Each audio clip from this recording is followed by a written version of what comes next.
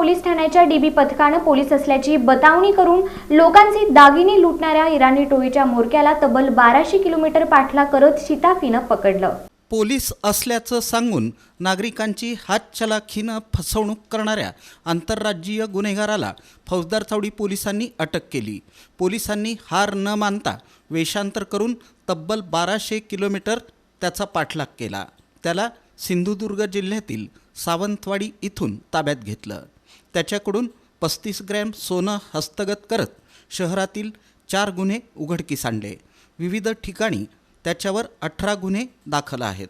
जाफर शाहजमान इराणी राहणार लोणी काळभोर पुणे असं अटक केलेल्या आरोपीचं नाव आहे। 23 डिसेंबर 2025 रोजी पुणे सोलापूर हायवेवरील मडकी वस्तीनजीक नागोबा मंदिराजवळ 2 दुचाकीस्वारांनी एका नागरिकाला अडवलं। पोलीस असल्याचं भासवून त्यांनी हातचलाखीनं फिर्यादीच्या हातातील 2 अंगठ्या आणि सोन्याची चेन असा एकूण 35 ग्रॅमचा मुद्देमाल लंपास केला होता। या प्रकरणी फौजदार चावडी पोलिसात गुन्हा दाखल झाला। तपासादरम्यान आरोपी हा लोणी काळभोर पुणे या ठिकाणचा असल्याची माहिती मिळाली।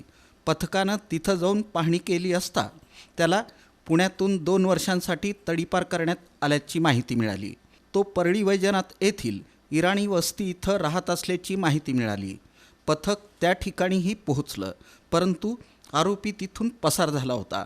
जसा पुढं जाईल तसा त्याचा पाठलाग सुरू झाला। 3 दिवस 1200 किलोमीटरचा हा थरार होता।